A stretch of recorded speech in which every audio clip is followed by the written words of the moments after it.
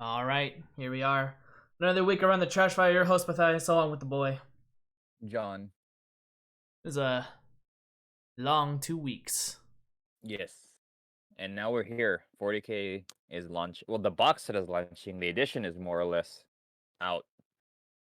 Yeah, the edition came out before the launch box. Mm-hmm. Didn't think I'd see that day Yeah, happen. it's interesting way to handle that. Not sure how I feel about it yet, but it is interesting.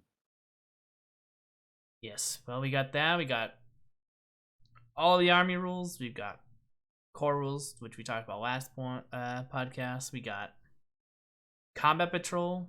It's been released. Mm-hmm. Pretty much the only thing left is the Leviathan box. Yep. Just the Leviathan box. But we got some other stories in here to talk about. So let's go ahead and just jump into our first story here. Not 40K related. And it is the AOS General Handbook for the new season. Frozen and sorry, excuse me. That's something. Antor. There you go. So we see that AOS is continuing its, what is it, every 6 months? Yeah, which is they're committing and they have committed, or they have committed, and now they continue to commit to these updates for Age of Sigmar. I mean, good for AOS, right? It helps make the game fresh, I think. Right. But it's the people who play OS like it. I play Heresy, and having barely any updates is something I'm used to. So, I mean, it's nice that they're still getting this consistently, and it does change the game up quite a bit. Well, I mean, And they it's had a lot it of just tables rules, at right? LVO, so I mean, it's Yep, popular. yep. Yeah. General Handbook coming out for AOS new season. Hopefully, fun and interesting choices will be happening. I can't really give any, solid input on this since I really haven't touched AOS in a while. But maybe that'll change soon. We'll see. We'll see how fun 10th edition is. But yes, there's that. Now, we can move on to the next story here, which is the Leviathan box. Well, John, I think you're gonna have to give up that Tyranid army. I know. I gotta get up the Terran Army. They actually sold out on the web store. But I mean, good for them, right? On one hand, I'm glad it didn't sell instantly. It sold out like at I believe 2 p.m., 1 or 2 p.m. I think it's for America. Didn't it last like 10 hours? No, it only lasted until like 2 p.m. Because I remember I was playing at a Star Wars Legion tournament, and in between, I think after my second game, I checked and it was totally sold out, and that was around 2 o'clock. Not surprising. Yeah. Yeah, that's sold out day one. Not as fast Yep. as Indominus, but Yes. Thank goodness. So yeah, and I think the people who wanted one should have gotten one if you were able. Sorry, the people who wanted one and were able to purchase one probably got one.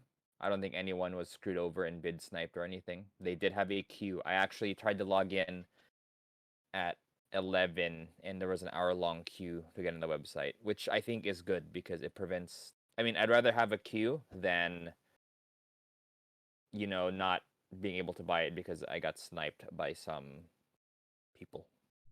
yeah, I was in that queue twice. Oh wow. Yep, it went live what, 9 a.m., 10 a.m. 10 a.m. So I was there. I was there at 10 a.m. I was in queue for 2 hours. Got in, put Leviathan in my cart, and then I got busy with work, and then I got kicked out of the website, so I had to re-log in back into the queue. Luckily, when I went in for the second time, it was only like a 15-minute wait. Oh, that's good. But Yeah, you did end up picking it up? I did get it. I was able to Nice, pick it up, nice. but yeah, I had to go through that. I had to go through the queue twice to get it. Okay, that's fair. So I was like, man, the box is probably already gonna be sold out by the time I get back into this queue. Luckily, it was Nope, not. it was there. That was around like 12 o'clock, 12:30 when I picked it up. But yeah, unfortunate. But there, as John posted in our little group, there are stores out there that do have Leviathan boxes still. So And there are stores out there who have a lot of Leviathan still. There's one of the local stores that I don't go to, Nightwear in Studio City. Yeah, they got several. They got more than a dozen they got like Leviathan what, boxes. 10 boxes? Yeah, like 10 to Like 15 bucks. I think it was like 15 boxes. They got a good amount, especially for not a big store. with like 3 boxes in each one, Yep. right? Yeah. So they got a lot. Geeky Tees, I'm not sure how much they got the store I frequent, but the owner did confirm to me that he has enough for to fulfill all the orders, which includes me. There you go. And some other local stores too also. Yeah, no local store has ran out, which is nice. And there's some stores that have, there was one I saw on Reddit, they got like 200 boxes, which is good. I think getting this in the hands of the stores is a good play for OGW's part. Now, there are a lot of stores who barely got any stock. There are some stores who only got like 3. I mean, that sucks, but you're at the mercy of allocations, right? So, yeah, it looks like there is no supply issue with Leviathan as people feared, thankfully. And I still stand by GW that they could not afford this to instantly sell out without people having a chance to buy one. I mean, yeah, it did sell out at 2 p.m., but you got 3-4 hours to buy it. And again, the people who wanted one with the money to buy one probably got one. And Yeah. if you didn't get in the web store, check out your local stores, check out your local GWs. They will probably have a box waiting for you. Yeah, I mean those local stores usually sell it for a little cheaper too, sometimes. Mm-hmm. So always check the Yep. mom and It's not pop Magic the stores. Gathering, so at worst you'll pay retail. Yeah. But yeah, there is that. There's that. I mean, I didn't really hear too much of an outrage about it selling out, so Yeah. overall I heard it was pretty positive for what they did. Yeah, absolutely. But enough about that box. It's time to go to the Sunday preview. So, what are we getting this Sunday preview? We are getting the core rulebook on its own hardcover, which looks nice.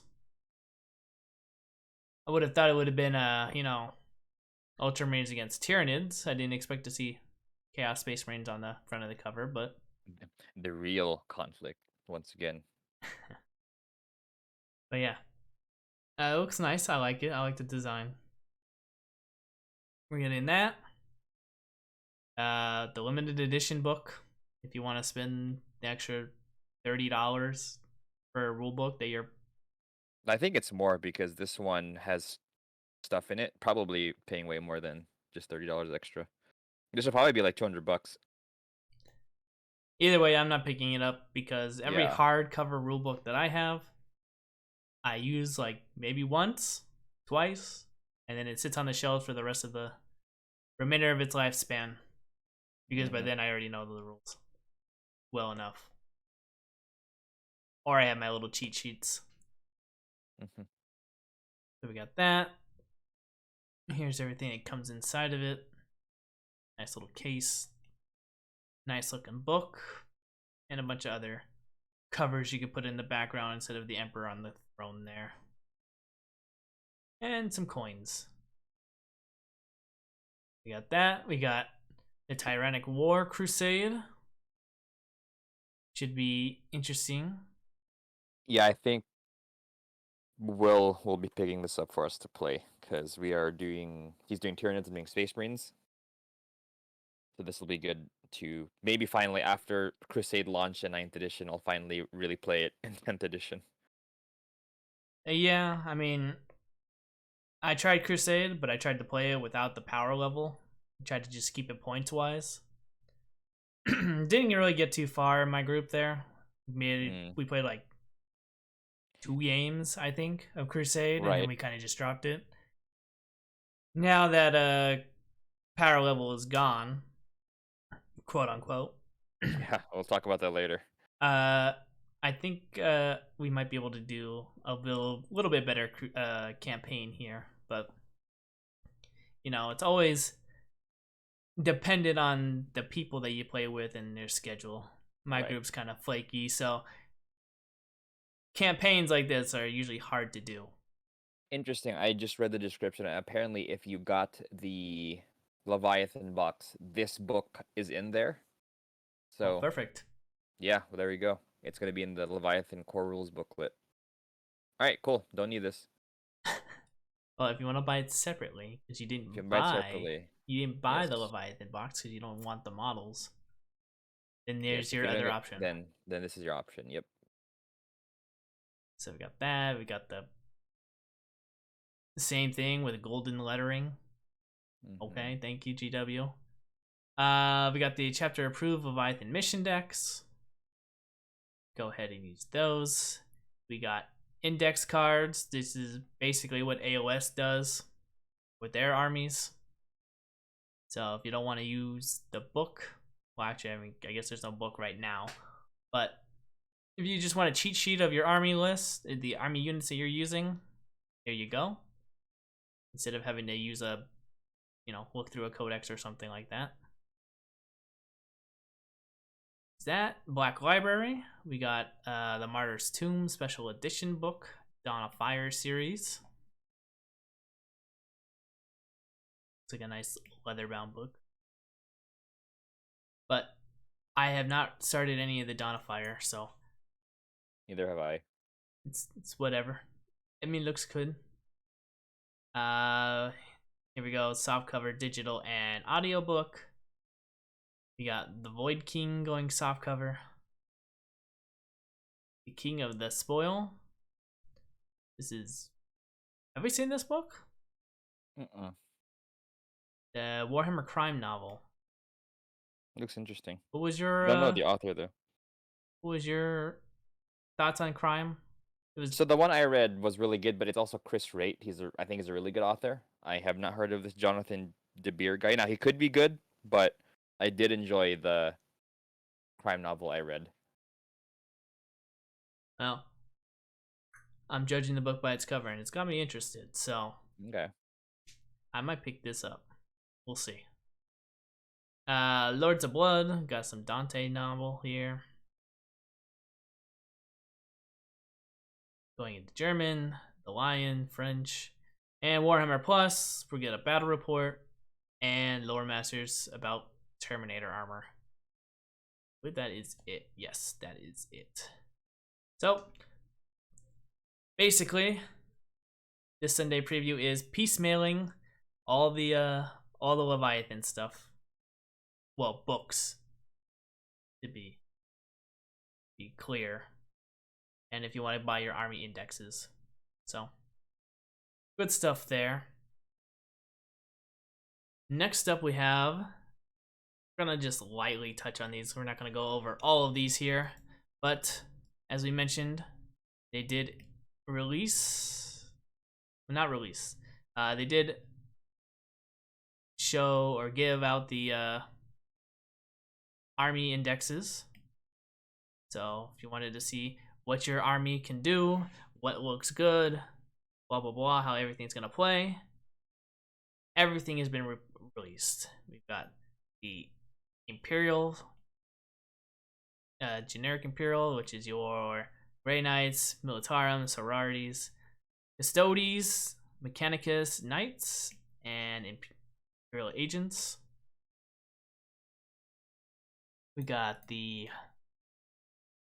obviously the Chaos faction. Got normal Marines, Demons, Death Guard, Thousand Suns, World Eaters, and Knights as well. And of course, the Xenos, my boys. We have Tau, Eldar, Drukhari, Necrons, Gene Stealer, called Orcs, and I was actually surprised to see Leagues of Votann in the Xenos. I thought they would have been listed in Imperium, given, you know, their ties with the Imperium. But that's where they're put. So I think. Oh, and then I forgot to mention all the sub faction of Space Marines: Death Watch, Black Templar, Space Wolves, Dark Angels, and Blood Angels. All there. So every army has been released. Some of them are winners, some of them are losers.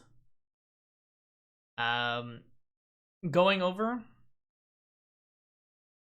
the indexes that we were given, reading into it, the Eldari have won me back. And it has solidified my decision that I will be playing Eldari this edition.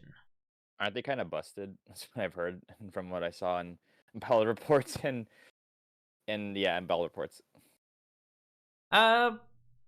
Probably.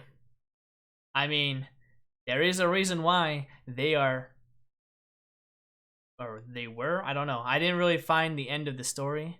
They were banned at that Bug Eater tournament. Yeah. Which, I don't know. I didn't find a conclusion. Did they end up banning Eldar, or? I'm not too sure, but I do know that they could do an absurd amount of damage. Like Wraith Knights are apparently broken again. Wraith Guard are also broken. The big thing that I saw was the in Fire Prisms. It's the interaction between brutal or devastating wounds, the one where if you roll a 6 to wound, you do mortal wounds or something. Yep. And you just combine that with your fate dice, so you're guaranteed a bunch of mortal wounds. Yep. Which is pretty gross. Yep. But I won't be playing any of that. There so doesn't matter. You're good. I'm playing my Scorpions, my Banshees, my Warp Spiders. Warp Spiders look pretty nasty. Yes, they do. Though I am probably gonna put a Wraithlord in there. A Wraithlord's pretty. Wraithlord's pretty cool. Wraithlord's pretty good. Yeah. Considering if he can kill, keyword kill, a unit, he can give me another fate dice. Who wouldn't want another fate dice? But yeah, I mean, just looking at the Drukhari abilities, when I looked at, I got really excited for Court of the Archon. Because in 9th edition, you know, you could put a lot of units into the Court of the Archon. You can have multiple slits and Urgles and, you know, etc. Mm-hmm. And in that one, it's just like, no, you only get one of each unit. I was like, man, this is some dookie. I don't want any of this. Yeah. But yeah, that was just, I didn't like how the Drukhari were put into the indexes. So Eldari have won me back over, which is fine. I'm happy the clowns got nerfed. There's no more Harlequin army, so it's sad to see, but they are broken. They were super broken. And especially how things are going in this edition, they would have been extremely broken.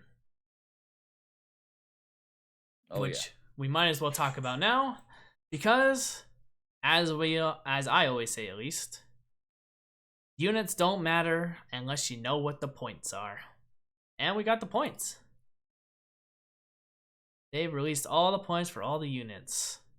Except for Forge World. We still don't have any index for Forge World. Yeah, that's not coming yet. Yeah, so it just makes me sad because I really want to run Shadow Specters. Mm-hmm. Because they've been utter garbage. But I really want to run them. Anyways. Right. That's fair. Anyways, we got our points. Some things are, you know. So basically, you don't pay for any war gear. Everything is just like AOS. The points are baked into the units to account for every special weapon that they can be equipped with. Yep. So, which is nuts. And there are minimum unit sizes now. There are set unit sizes, not minimum unit sizes. Yes, set unit size. So, for example here, because I was looking at my Eldari here, we have Ranger squads. You can either take them in 5 or 10-man squads. You can no longer take them. Not that I really saw anyone do this. Can't really take them in 6-man squads anymore. You can, but you're paying for 10. So you could legally, yeah. And but you'd be jipping yourself out. Right. But that is important because the biggest offender is Plague Marines. Plague Marines come in a 7-man box. So it is a legal unit. You could field a unit of 7 Plague Marines. But you're also paying for 3 Plague Marines that aren't there. Which still sucks. But you're not totally screwed over. Just a little bit. Actually, you're still screwed over by a lot. Because you're missing 3 models. Okay, just buy 5 boxes. It's 35 models. All right. I wonder if they still sell that 3-man thing, because then that would fix it. But if they don't, then that sucks. Yeah. Yeah. But yeah, so it is. Yeah, so it is set unit sizes. Mm-hmm. So there's that. Just a couple things I've noticed since I'm going back to Eldari. Some unit squads have been nerfed to do being only 1 model. Prime example, the Eldari support weapons used to be able to take in squads of 3, can now only be taken in squads of 1, which, I mean, I'm not gonna lie, given the amount of devastating wounds you could do with those D cannons, it's probably best to put them down to 1 unit. But the one I found weird that they nerfed are the Warwalkers. They can only be in squads of 1 now, so you used to be able to take them up to squad of 3 in all other editions. But I guess stacking so many heavy weapons on them, a bit too powerful. Other than that, I mean, everything else is pretty standard, what you would expect, because all the other unit sizes have pretty much been the same. So, point wise, I mean, it's sad because in the end, as much as I hated power level 1, it is now the main focus of 10th edition. Yep, unit war gear is free. Cannot stress how crazy that is. Now, for some units, I think for newer units like Stern Guard and Chosen, where there's no more combi Melta, combi Plasma, it's just combi weapon with a fixed stat. It's not as bad because, well, that's part of the unit, right? Right. But for squad like Deathwatch Marines, where you can get a plasma gun and you can get the heavy weapon, it's like, yeah, or you can give them all power swords. It's like, yeah, you probably should, because there's no downside not to give them all power swords. When you're playing guardsmen, your plasma guns on your guard squads are free, so quote unquote free. So you should just give them those plasma guns. Yeah, I mean, it does get kind of ridiculous when it comes to, like, I think the example I use, because I've seen it a lot, is the Tau Commander. There's no reason to take certain weapons anymore. Like, why take a burst cannon when the cyclic ion blaster is just better? I think you fire 1 less shot, but you have +1 strength, +1 AP, and I think +1 damage. So it's like, why take the other weapon? Because the other, the more powerful weapon has no points attached to it. Now, I think that points for war gear does make the balance way more unwieldy. Oh yeah. And it also helps with the app. I think you mentioned before, Matt, that the app, I think that they had that in mind, where the app would not be as insane if there was no individualized war gear that cost points because it's more Yeah, I said calculations. that Right? I in mean, our. even battle scribe crashes sometimes when you're trying to mess with the war gear too much. But yeah, I'm fine with it. I think that if that's the way the game's going, that's the way the game's going. I mean, Legion has no war gear, right? 30k has war gear, but that's the point of 30k is it's granular enough and the armies are all the same. Everyone has access to mostly the same thing. But even 30k suffers from the problem of why some pieces of war gear are worse still, even though they cost there's points. Like why take heavy bolter, heavy support squads when Volkite support squads are infinitely better for a marginal points increase. I think for 5 extra points, you get +1 strength and 2 more shots. And you get deflagrate, which is kind of a no-brainer for heavy support squads in 30k. Which defeats what I said earlier that that war gear granularity is help with points, but I think ultimately it's just too hard to balance. And I think not having the individualized war gear might be the way to go, which AOS has, and AOS has proven to, well, the balance there has proven successful if you look at the stats. And I'm not sure if that's because there's no war gear, but I'm sure that's a part of it, where unit design is more streamlined. Yeah, well, I just miss the individual war gear because my prime example I've always gone to is,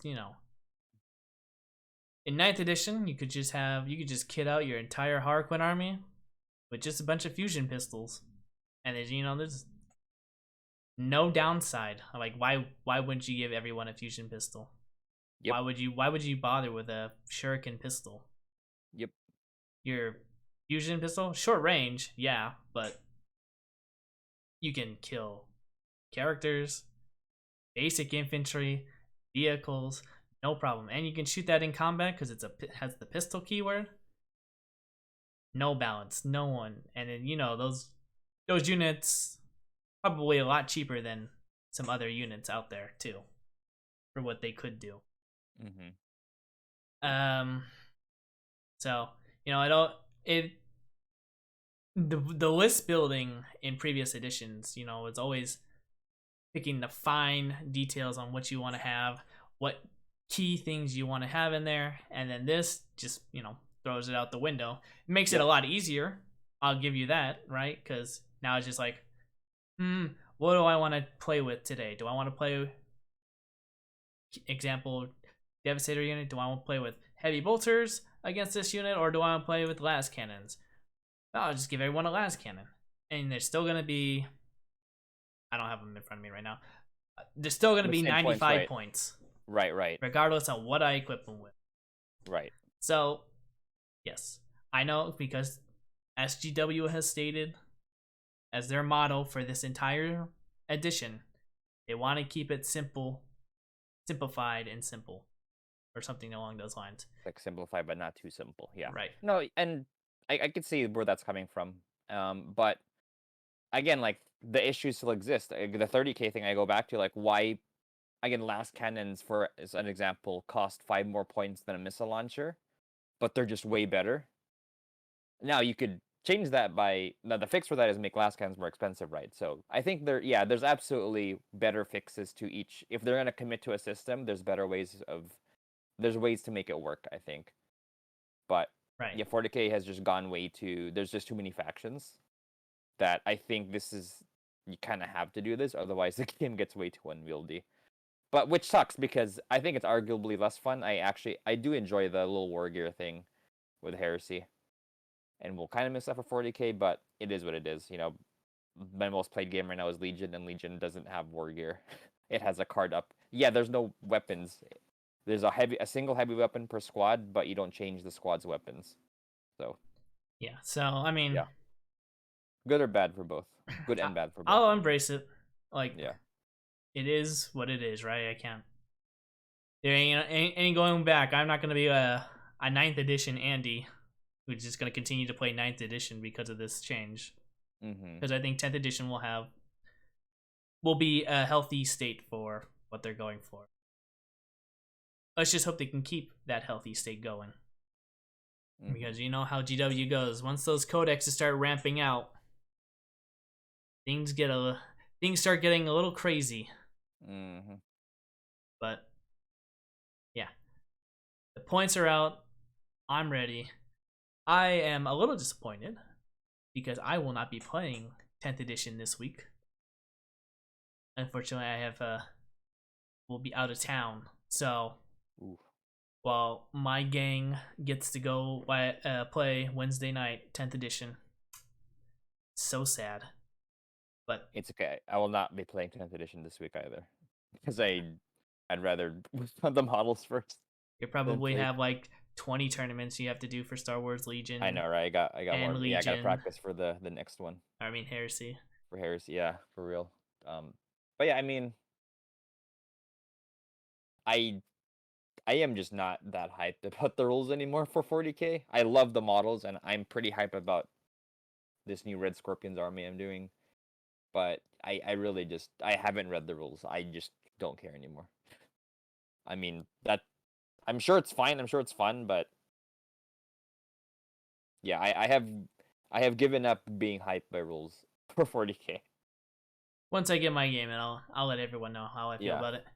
But yeah, that is the point section, the army sections. Today, Tuesday, sorry. Forgot that we're recording this a day later. We got Combat Patrol. So basically, they have their rules. If you buy those Combat Patrol boxes, again here I have the Eldari pulled up. You got the Fate Breakers, which is your Farseer, Jet Bikes, Wraith Lord, and Unit of Guardians. They give you a one-page rule, basically, Strands of Fate. You pick whatever enhancement you want. It's got your stratagems there, and then data sheet for every all the units inside the box. Pretty much it. And then you just play a Combat Patrol mission from the book. Pretty simple. It's what they're going for. This is the new what is it? System? Is that the right word? Yeah, system. The new system that they're going for here. Yeah, and I think this is great for people starting out with Warhammer. One of the biggest roadblocks I've encountered is still trying to build an army.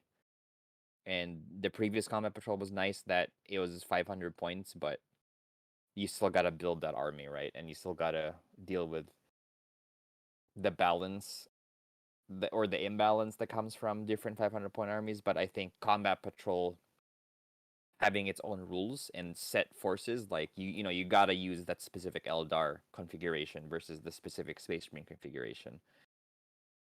Yeah, so it's a nice it's a nice way to balance. Yeah, it's a nice way to balance the game. Now, people have been said like, "Oh, Combat Patrol sucks because that's not how you play real 40k." It's like, sure, but it's an intro to 40k, right? You get to play a balanced game with balanced armies in a more limited format where you don't have to worry about the army construction. You just worry about your models and the game. And I mean, I hope the goal which they accomplish is it's a complete experience. I mean, ultimately, if you have 3, 4 units, 5 units, it's not that complete, but theoretically it seems fun, and I'll probably aim for that. I think my group will aim for that when we're starting out with 10th edition. And it's also a good hobby thing. I'm like, oh, I just gotta paint. I think for the Spacemarine one, it's 5 of the Flamer guys, 5 Terminators, and 2 HQs, and that's the Combat Patrol, and we get to start playing. So, yeah, I like it. I really think it's the way to go for these. And the thing is, if you're a veteran player and you don't want to play with the Combat Patrols, you don't have to. Just buy your Combat Patrol box and build them with the points like you normally do, right? You don't need to play Combat Patrol, the game mode. It's literally just an intro for new players. Mm-hmm. Since Combat Patrols are usually what the GW salesman tries to push on people to get new people into the hobby. Mm-hmm. It's just now a combat patrol box can actually be played with, Mm-hmm. where previously it was just like, here you go. That's like 1/16 of your army right there that you might Right. use. Right. So I applaud this. I like this. I do like that these are a thing. I do wonder what happens when they're gonna update it. I'm sure they'll have the new rules all set up and everything. So Mm-hmm. very nice on that part. So next up we have last week new model Monday, which is a Death Leaper. Very nice looking Death Leaper, I must say. And he's not on a tactical rock. He's on a tactical pipeline. But all joking aside, yeah, I really like this model. Yeah, I really like that model. This is one of those like, oh, this makes me want to play Tyranids again model, but I don't think I'll play Tyranids again anytime soon. Now you have to But get that's all it. new It's armies, so yeah, right. It's super freaking cool. oh I yeah, would just want to paint it, you know? I kind of want to just pick it up to paint it. Yeah, Yeah, right. yeah. That Tyranids getting a nice W here in the model department. I mean, there's probably more models to come. They did say They did say they're getting more models. whoever wins the Tyrannic Leviathan War, was it the 13th to the 26th? Yeah, something like that. Whoever wins gets their models revealed first. So we'll have to wait and see for that. And then today or yesterday, new model Monday, something that will hype John up. Cities of Sigmar. Holy cow. This is such a weird model, and I love it. You got a peasant with a what is that? A sniper up top. He's not a peasant. He's the gunnery officer with a sniper rifle. He is a well-educated nobleman. This is an odd looking model, I must say. Yeah. It is kind of interesting that this shows that Cities of Sigmar isn't just Empire humans, that they have different races that are the good guys, quote unquote. So, yeah, I like that concept, and it just shows it kind of takes from Imperial Guard the Ogryn thing, because the thing he's on top of is an ogre. So, I like that kind of the new direction they're going. Well, I guess the first part isn't really a new direction because Cities of Sigmar has historically had elves and dwarves and all that. So I do wonder if they're gonna have elves and dwarves here, but for sure they're going with the theme that Cities of Sigmar is more than just humans. That there's other sentient creatures working for them. Well, But we'll yeah, have I to wait like and the see. model. It's super cool. We'll I want to have see to more. wait and see. Yeah, that is all model related Warhammer news. Unless I missed something. Is it anything you want to bring up before we move on to some other news from last week? I think that's for models. That's kind of all they showed. Yes. Yeah, I believe so. Alrighty then. Well, last week was what? Games Con? Games Fest? Summer Festival? Something Yeah. like that? Whatever Jeff Keighley was hosting. Uh so we got to see some new trailers from previously announced games from Skullfest, the Warhammer event. And first thing we got to show here is the AOS RTS. We finally got some gameplay footage. And well, John, how do you feel? What do you think? Looks dope. I'm excited for it. I have low expectations for the gameplay, but as long as it's fun enough and the game will look good, and it seems like it looks good, I'm hyped for it. Of This course, is the it's time that we have a proper AOS video game, and if this does well, I have high hopes for the future of Age of Sigmar as a whole. Well, I mean, it has the potential to be the new Dawn of War. So that's all, you know, I wouldn't say all Warhammer fans want, but we want a good RTS game that's not turn-based, hexagonal, whatever. We want a classic, Dawn of War experience again. Right.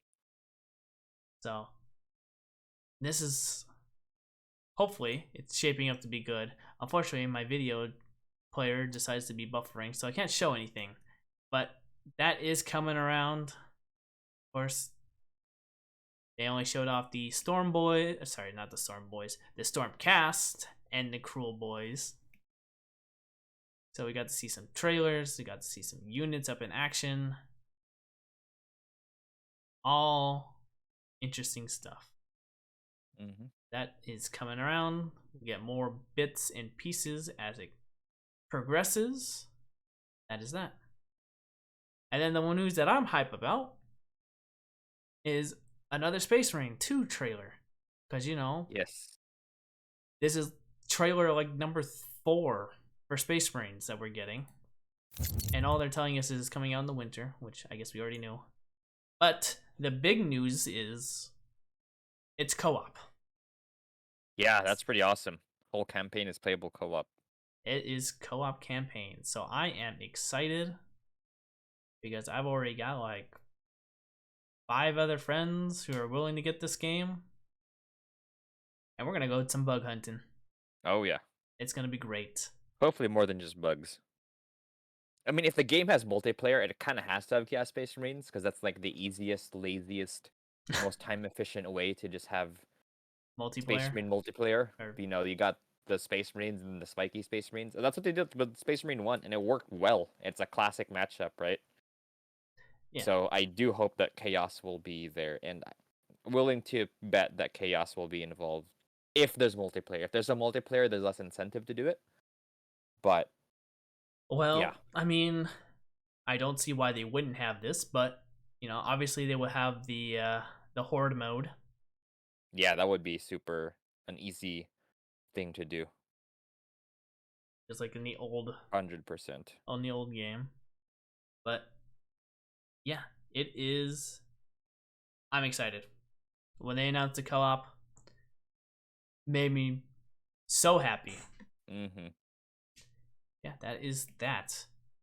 So we got a little more gameplay, a little more showing off, and the co-op. It's already gonna be my game of the year there. I'm gonna be so disappointed when it comes crashing down because of bugs and rush development as AAA games seem to be. It'll be okay. It'll work out. I hope so. But that is it. That is all the Warhammer news that I have. I don't have anything else. Did I miss anything that you want to talk about? No, I think that'll be it. All right then. Hobby rant section. It's been a while, John. What have you been up to? Lots. Almost done with my Horus Heresy Word Bearers, 3,000 points. And after that, moving to my Space Marine Army for 10th. I think I will not do Dark Angels. I'll be doing Red Scorpions. I think the Lion hype has died down, and I really like the idea of a Space Marine chapter that kind of has nothing to do with Horus Heresy. It makes the universe feel bigger to me. And, Bad Ab War has a lot of cool lore on Red Scorpions. There's even other Forge World, the old books that have Red Scorpions lore. So, yeah, I'm going to be doing that for 10th edition. Been working on Star Wars Shatterpoint. I finished painting my Republic squad. And I can do some more touch-ups, which I'll probably do later today, but for the most part, the models are done. And I'll be picking up the Inquisitors and Vader next month. And as for Legion, been playing, again, still a lot of Legion. I played at a store championship event and Next Gen Games at LA. I got top, 6 or something, or top 8. Out of how many? It was out of 16, so I was just above the 50% cut. I played Dark Troopers. I played double Dark Troopers, probably for the last time, because I think with the recent points increase, they're still really good, but they're just skewy. Where if they don't have the opponent doesn't have a tech against them, it's an instant win. And if they do have tech against them, it's an instant lose for you because they're really susceptible to impact. And the games that I won, I don't think I needed Dark Troopers to win. I think if I played another Imperial list that I've been playing, I would probably still win those games. But the games I lost, I for sure a big part of why I lost was I had Dark Troopers and they had like a lot of anti-Dark Trooper tech. I know one of them, he had 2 ATSDs, and ATSDs have like impact 5 or 6, so it's like, here, make 5 saves in your Dark Troopers, and you on average you'll fail 2 or 3, which is a dead Dark Trooper. So yeah, I think I'll be now moving fully to double bounty Callus for my Empire, practicing that for the next store championship at Geeky Tees. But yeah, just lots of gaming, not a lot of 40k, just prepping for the new edition. And I think after I get the box, I'll be more hyped to actually engage in some 40k. Very nice. Yeah, me What on the about other you? hand, I kind of just stopped the hobby as I was waiting for the 10th edition points and everything like that to figure where to put my focus on. Mm-hmm. So I've just been playing a lot of 40k games, a lot of Warhammer games. Okay. I finally started playing Bolt Gun. Nice. I got to, it was a lot longer of a game than I expected. I still haven't Mm-hmm. finished it yet. I'm also playing on the hardest difficulty, Oh, okay. but even as someone who's really bad at first person shooters, and if you watch my streams, you know that I die a lot. I'm actually breezing through Warhammer Bolt Gun pretty easily on the hardest difficulty, so I'm a little That's good. surprised at that. Yeah, I'm about 2/3 done, and yeah, it's been fun. It's not too difficult. Actually, I think for this final chapter, I've actually reduced the difficulty just so I could finish it faster. Just because, yeah, I think I'm over the whole figuring out how to beat an enemy part of the game. I'm like, okay, like I'd rather just experience the game and slay some heretics, and then that's it. I hear the scariest unit, it was the Aspiring Champion, and though he does do, you know, 70 damage per hit, I hate the plasma gun. That plasma gun can die. I hate that plasma gun so The much. cultist plasma gunner. Yes. Yeah, that guy does so much damage, and yeah, it's out of nowhere. It's like, oh crap, there's a cultist plasma gunner, and then there goes, it's like 70 damage too It's like from this 80 or damage. 80 She's damage. gone. Yeah, Oh, what the yeah, hell? Hate yeah. that That's right. guy. Yeah, yeah, inspiring. Aspiring champion. I think once I figured out that if you blow up his corpse before he respawns, you guarantee he doesn't respawn, Yeah. which is really easy with Volkite. Like I think I'm at the point now where I use the Volkite gun because a Volkite gun, because it's a sustained fire weapon, it's really easy to just keep shooting and blow up his corpse. I just use Heavy Bolter because I haven't found the Volkite That gun yet. that works too. Yeah, yeah. Once you get the Volkite, I just save it for the aspiring champion because it does so much damage and it blows up his corpse. Heavy bolter works really well too. I actually really like the heavy bolter. I think that they nailed the feel of that gun Oh yeah.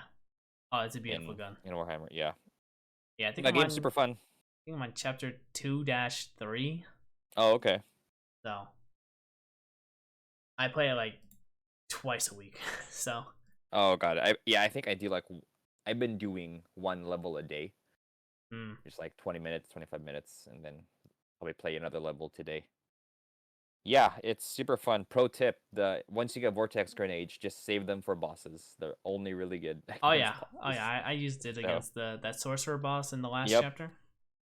Same for the meltagun. I just save it for bosses. So I've been playing that when I can. I finally booted up Gladius since that was free during Warhammer Week. Oh, nice. So I tried that out. Basically plays like Civilization. Played Civ before. But like very bare bones Civilization. Like there's no diplomacy or anything like that. It's just conquer tiles, build up a force, and just kill everything everything that gets in your way. So yeah, I played those 2 games pretty much. Painting wise, uh, just some Shadows of Brimstone. But now that 10th is in full gear, I'll definitely be painting up some loose Eldar units that I have that I want to touch up a bit. There you go. That's what I've been doing hobby wise, gaming wise. Unfortunately, this week, as I alluded to earlier, I will be out of town this week, so no hobbying will be done. Maybe I can sneak a couple paint pots on the plane and take some work with me, but yeah, I won't be doing too much, fortunately. Why I'm sad I'll be missing out on 10th edition, but oh well. I've got another 4 years maybe of 10th edition to play, so I can 3-year edition cycle. Is it 3 years? 3 years, yep. 2020 was 9th. Yeah. So I've got another 2.5 years of 10th edition to play before it goes away, so nothing to worry about. Other interesting news. I don't know. Was it you who sent out the letter about Battlescribe people? Yeah. Yeah. Yes. That's some drama, which is kind of funny. Well, I mean, I've always heard of the drama. For those not in the know, the people who made Battlescribe originally, they've pretty much abandoned the project. They don't update it. They don't do anything for you. All the updates that you get for your armies are all community based. So everyone in the 40k community, they usually do all the updating themselves and then upload the lists up. Same for the Star Wars, Legion, and etc. Whatever's on the Battlescribe app, usually done by community. So they released something saying that when 10th edition comes out, Battlescribe will not be updated right away. And you need to stop giving Battlescribe any money if you're subscribed to them.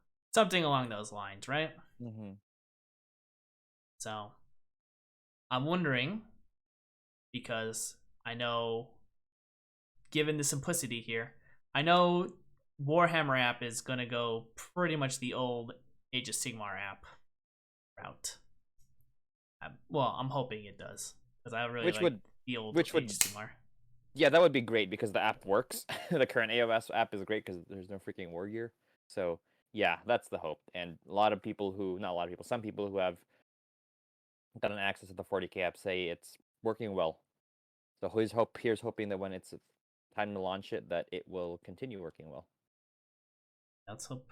Let us hope it works well. Yeah. And it's free. I'm going to assume it's free. I'm not sure if it's free. That's a good question. Oh, I guess we'll find Warhammer out. Plus. Yeah, we'll find out. I think you need Warhammer Plus. Well, I mean, the old app is free, so I would expect this one to be free. And obviously, it would have its limitations, right? I assume, because with the AOS app, the old one, I don't know what this current one is. It was free, but you were limited that you couldn't build lists or anything out of it. No, so you could build lists, you just don't get the stats. I think the difference is if it's free, you only get to build an army. But if you have the subscription, then you get to look at the rules in the app. So you click the unit in your list and it tells you what the rules are. Otherwise, it would just be an army list builder, which I think that's the way to go if you're gonna make it cost money. That the free part should be the army building app or part of the app. So, but we'll have to wait and see. I know 2 people with Warhammer Plus, so yeah, we'll have to wait and see on that part. But all in all, I'm excited. I know John's not too excited about 10th edition. He's got Shatterpoint. He's got that new game to play with. I'm excited about the models. I'm excited about this project. this Red Scorpions project I was talking about. But yeah, I have no excitement for the game itself. I'm happy to just paint this army, paint this army, roll some dice. I'm gonna play it because my group's gonna play it, and I'm gonna be doing a crusade campaign with Will. But yeah, I have no personal hype for the game. It's just the game part, right? Not the models. I'm excited for the new Spacemarine releases. I'm excited for the Eternity releases. But like the game mechanically, I just don't care. I don't dislike it. I just don't care. Yeah. No. Yep. No worries. No worries at all. I got 30k in Legion and Shadowpoint. Mostly 30k in Legion. But alright then, I think that's a good place to cut off there. I'd like to thank everyone who made it to the end. And we'll see you next time. Let everyone.